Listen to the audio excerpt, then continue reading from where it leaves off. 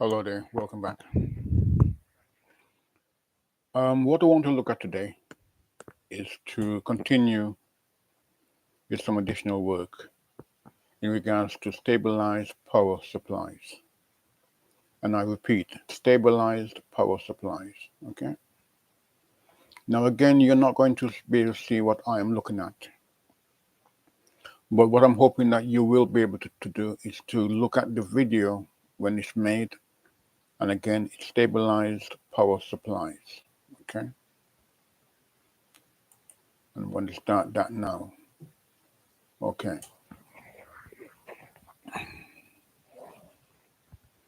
Just get my camera set up.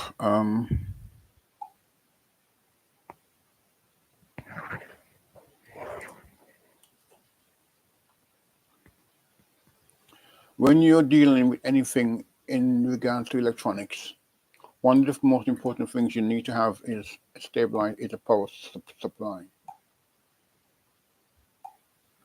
And that power supply needs to be efficient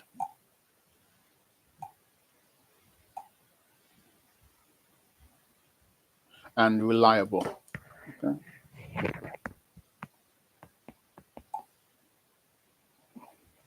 Okay. Now,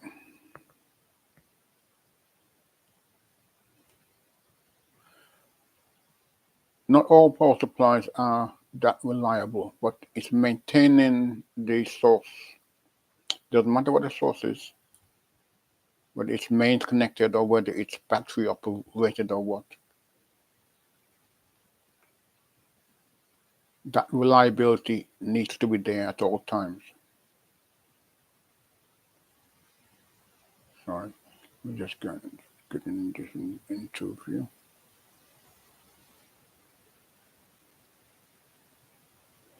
Okay. Now, stabilized power supplies. Well, broadly speaking, regulated power supplies or stabilized power supplies can be reduced to four main areas. Okay.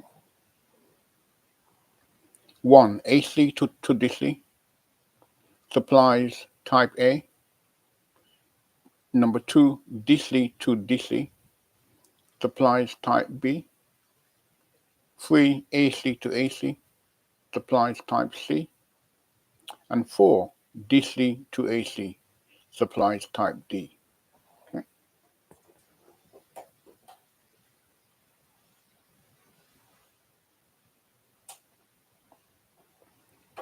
Type A is used more than any other. The remaining three groups are more specialized. In AC to DC supply systems, the unstabilized power supply is a simple rectifier and smoothing circuit. Now, to have a smoothing circuit, you will need to have a circuit which contains a capacitor, because your capacitor will maintain your supply at a given level.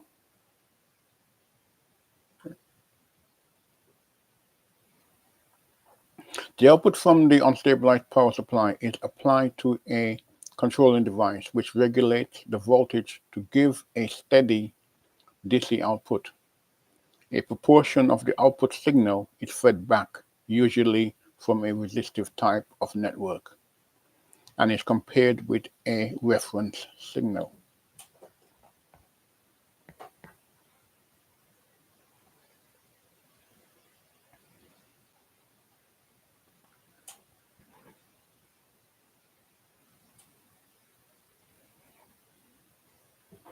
The difference between the two signals is then used to activate the controlling element in such a way that it maintains the level of the output at a constant value. Okay.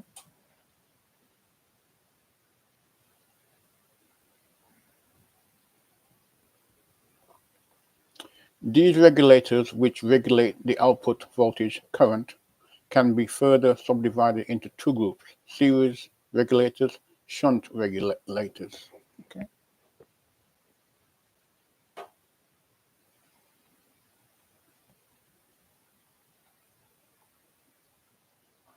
Let's look at series regulators first.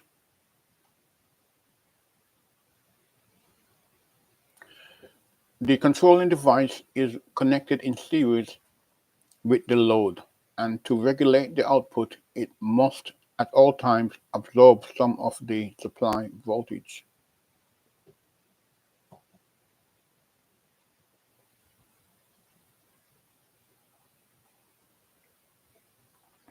When the series controlling device is a transistor and is used to control an unstabilized voltage supply of 20 volts, then several volts would need to be dropped across the transistor.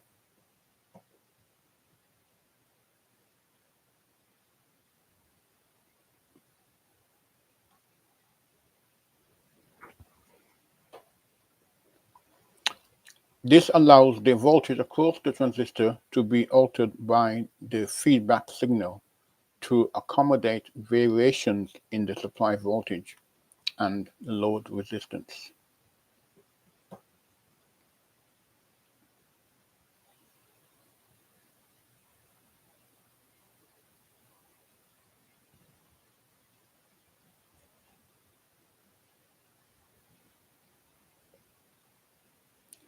Shunt regulator. The controlling device is in parallel with the load, and to effect output regulation, it must pass current at all times. When the current through the controlling device falls to zero, regulating action ceases.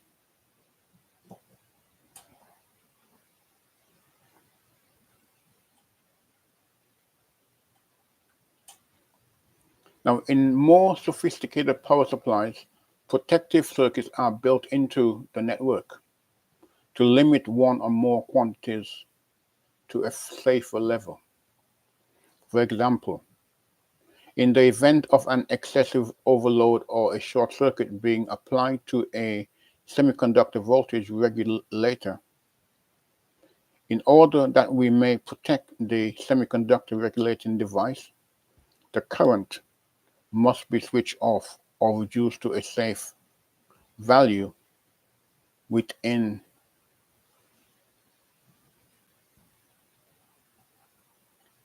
within 10 microseconds or within 100 microseconds.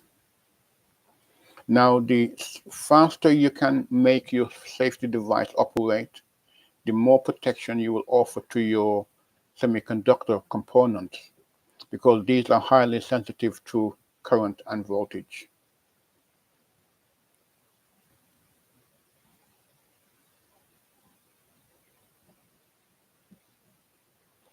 Fuses cannot provide this form of protection, and feedback techniques are used. Okay.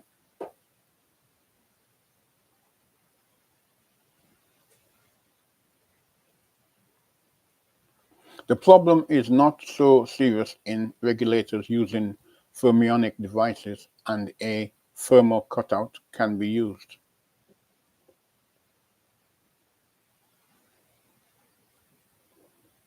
A feature of semiconductor devices is that when they fail catastrophically, they usually develop an internal short circuit between the collector and emitter. So your transistor would simply break down and would be of no use to you in any shape or form.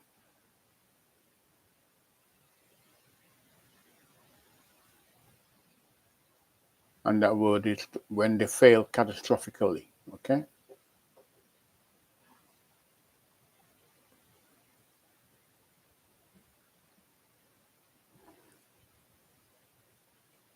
Now, in series regulators, this means that the unregulated power supply will be directly connected to the output terminals, possibly causing damage to the connected load.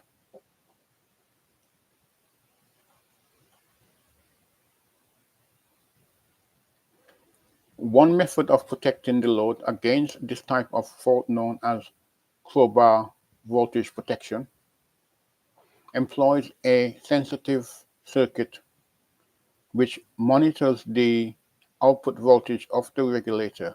This circuit instantly applies a short circuit to the output terminals whenever the voltage rises above a predetermined level.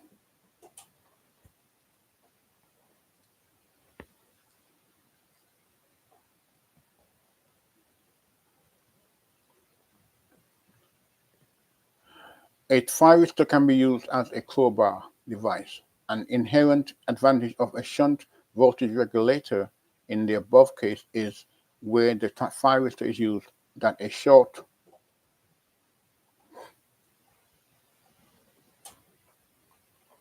circuit in the regulating device causes the output voltage to fall to zero instantly. So here, if you have a short circuit occurring, then that simply means that the voltage at the output will simply drop to zero. So therefore, it will not damage your components.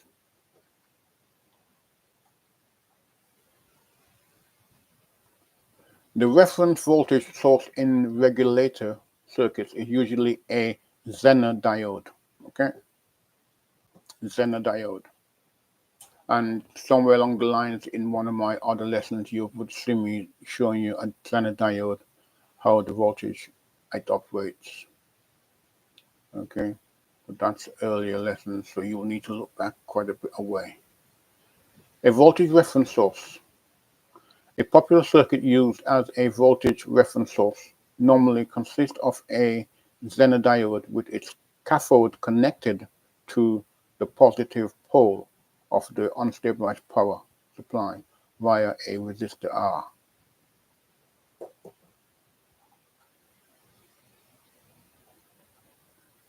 The magnitude of the supply voltage V1 is greater than the Zener diode breakdown voltage Vz. Now, please take note because you'll need to follow this for yourselves directly. Because I've wrote this myself, I know where I'm going with it. So I may be ahead of you.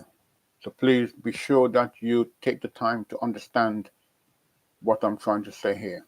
Okay? Your style of learning is slightly different to my own, and you have to find that level of style of learning for you, for yourself. As I've told you before, put pen to paper. Okay? You cannot go wrong with that. Okay? The magnitude of the supply voltage V1 is greater than the Zener diode breakdown voltage Vz. The potential difference V1 and Vz is equal to V1 minus Vz. This difference appears across resistor R.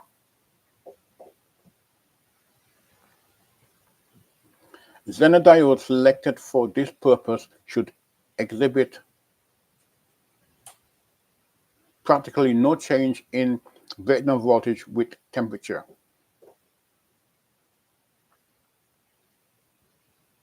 So you need a Zener diode with a high temperature coefficient. Okay, it will not collapse on the temperature with temperature change. The output voltage from this circuit has a value equal to the breakdown voltage of the Zener diode V2 equals Vz. This means the voltage at the output is the same voltage which will appear across the Zener diode.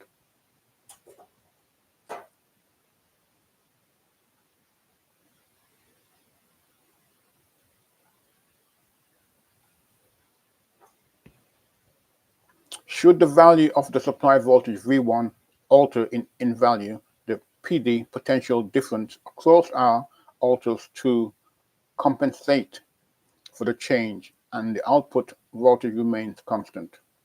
A simple form of voltage reference source, diagram A1. Okay.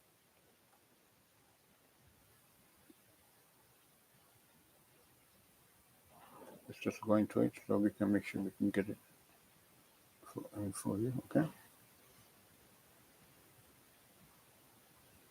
And here you have your rectified and smoothed supply. Okay, coming in. Output voltage, okay, your Zener and your Vz, okay. V1 is your input, Vz is the voltage across the Zener diode. That will collapse and break down, not preventing any excess of that voltage being exceeded. So if your Zener diode has a given rated voltage, then that will appear across this point. If it exceeds that, then this will break down to ensure that that output is protected and does not exceed a given value. That is R. Okay. Rectified and smoothed supply, output voltage, a simple form of voltage reference source. Okay.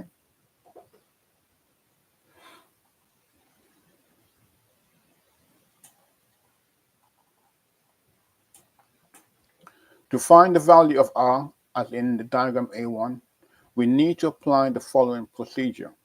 R equals V1 minus Vz over I. Here we have R equals V1 minus Vz. Now, V1 is the applied voltage, and Vz is the voltage across the Zener.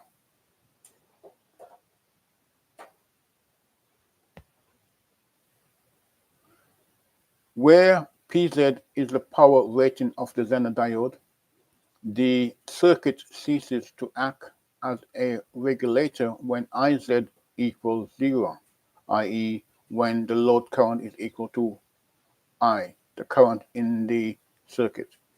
This occurs when the minimum value of load resistance RL min is connected.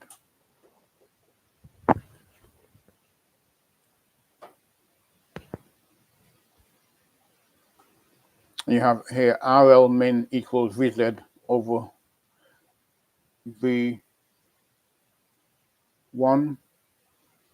minus Vz equals R. Okay. Now again, look at this for yourselves.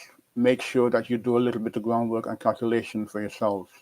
You would be familiar with this. Some of you would have done Zener diodes already. It's one of the things that you will do in electronics. And all electricians are learning electronics as part of a subject which forms part of the course. Okay. Example. Design a voltage reference circuit which uses a 5 volt 400 milliwatt Zener diode. If the supply voltage is 11 volts, plus or minus 2 volts, calculate the value of the resistor R, which is to be chosen from a range of preferred resistors with a 10% tolerance.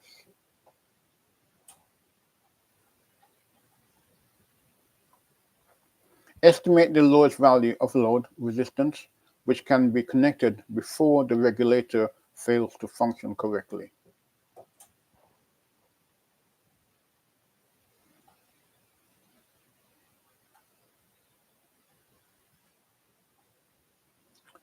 Solution.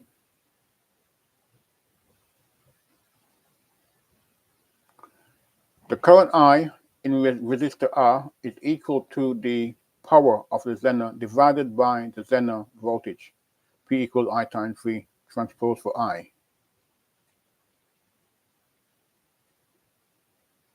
I equals Pz over Vz equals 400 times 10 to the minus 3 over 5 equals 0.08 amps or 80 milliamps. Make sure you have done the calculation for yourselves, okay? That is 10 to the minus 3, okay? It's just the way I've written it. Again, adapt your style of learning that's suited to yourself. Amend that accordingly. When the maximum voltage is applied, the current I through the resistor R must not exceed 80 milliamps.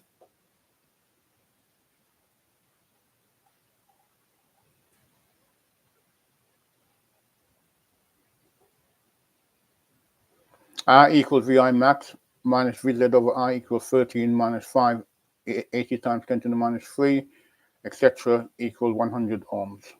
Okay.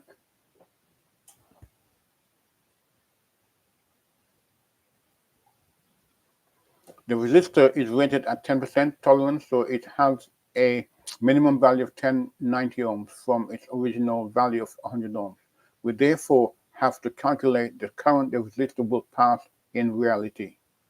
I equals V over R. Again, you'll notice that I still use V over R, but remember that you'll be using U over R, okay? in modern day terms. 8/90 equals 0.088 amps or 88.89 milliamps. Okay.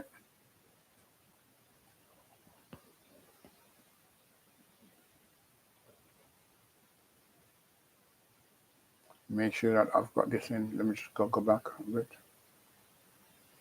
Okay, make sure that I've got this close to angle. Bear with me for a moment. I just want to recap. Okay. You can see, make sure I've got everything on my camera.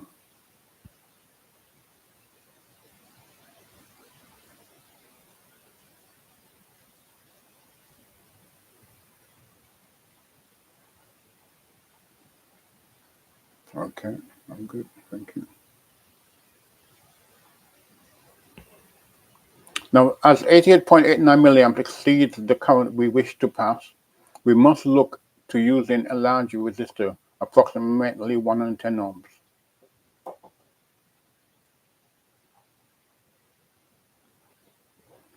The series controlling device. The basis of the series regulator is the emitter follower. The signal Vx applied to the base of the transistor is the output from a voltage reference source. The value of the output voltage VO is slightly less than the value of Vx. Since Vx has a constant and stable value, it follows that the output voltage is also constant and stable.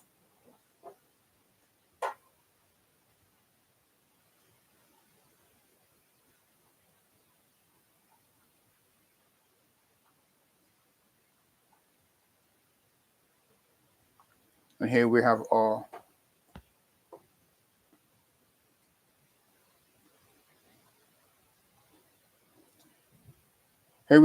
unregulated DC. Okay, applied voltage from a reference source applied to the base of the transistor. Okay,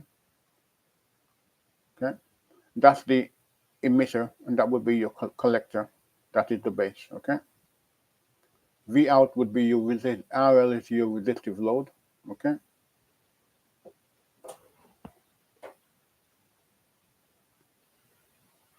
And this is a NPN transistor, not a PNP. Okay, NPN transistor.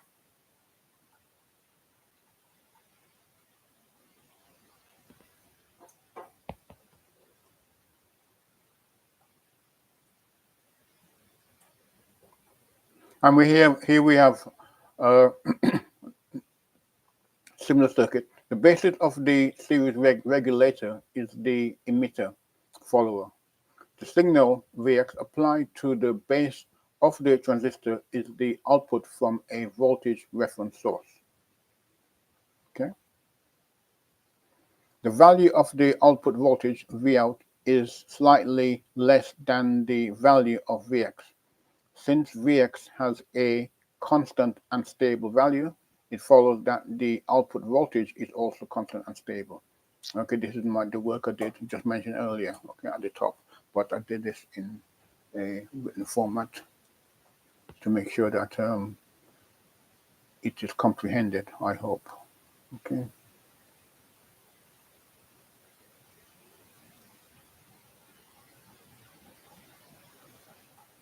And here's what we're looking at basically, okay. This is the input voltage from rectifier or smoothing circuit, okay. This here makes sure that Zener makes sure that that voltage here, whatever appears here, does not exceed the Zener rated voltage. Okay, so whatever appears across the Zener should be appearing across here. If the Zener fails to break down, then that to bypass the excess voltage, then you're going to have a problem here. That voltage would be too high, and that could cause damage to your components.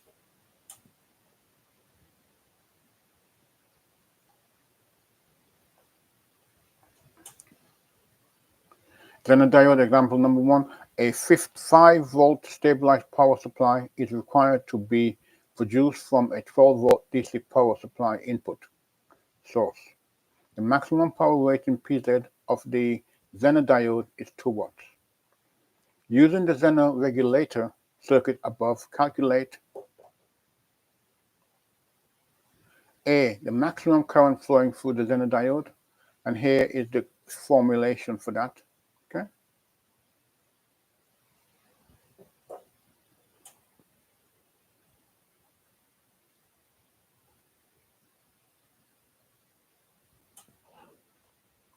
We are dividing the power of 2 watts by 5 because the power rating of the Zener is 2 watts, which would be given in the catalog of specifications. The 5 volts come from the voltage we require at the output, and it is the voltage which the Zener will need to maintain from the 12-volt rail supply.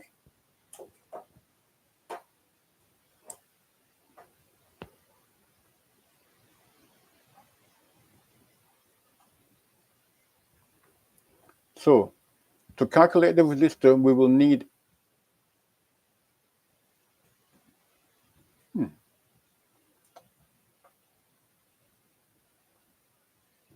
So to calculate the resistor, we must subtract Vz from Vs. Vs is 12 volts. This is given in the question. We have been told that the stabilized power supply is to be 5 volts. Therefore, 12 minus 5 equals 7 volts.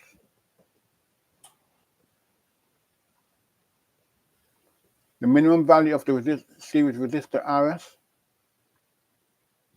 is going to be 17.5 ohms. Again, apply your calculations. Do it for yourself. Put pen to paper. Don't just try to read it off the screen. It's not your work. This is my work. You need to create your own work from the information given. Okay. To complete this, we would have 7 divided by 0.4 or 400 times 10 to the minus 3, which gives us the answer of 17.5 ohms. The load current IL, if a load resistor of 1K is connected across the Zener diode,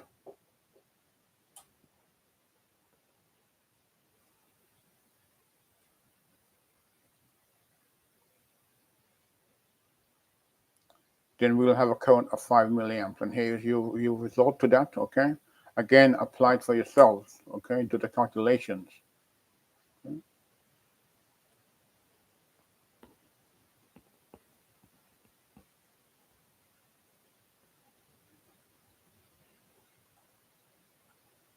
And here's our framework, okay? Symbol, cathode, anode, okay?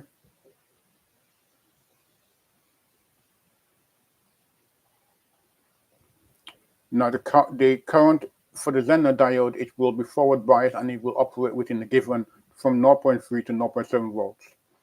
If it exceeds 0.7 volts, it collapses and breaks down and drops and triggers the breakdown of the Zener, okay?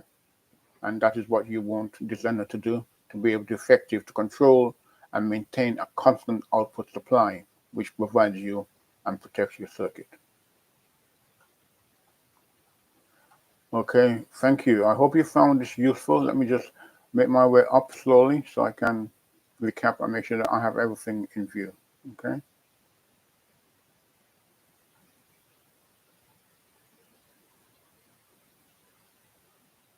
I hope you have found this useful. Okay, again, you need to look at the video on, let me just get to it 1 second, bear with me. Okay.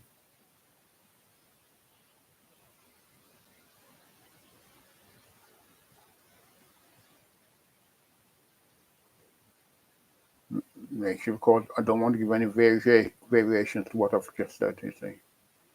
Okay, so I'm going for this now, making sure that we can see it fully on the screen. Or you can stop it or pause it at given points if you choose to. Okay.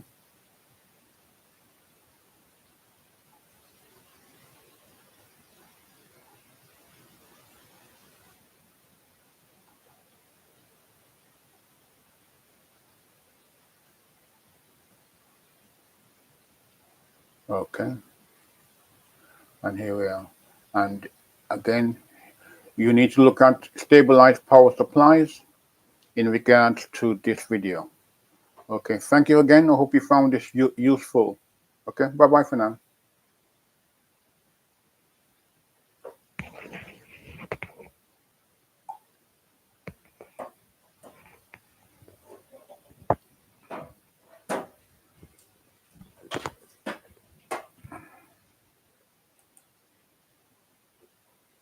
Okay.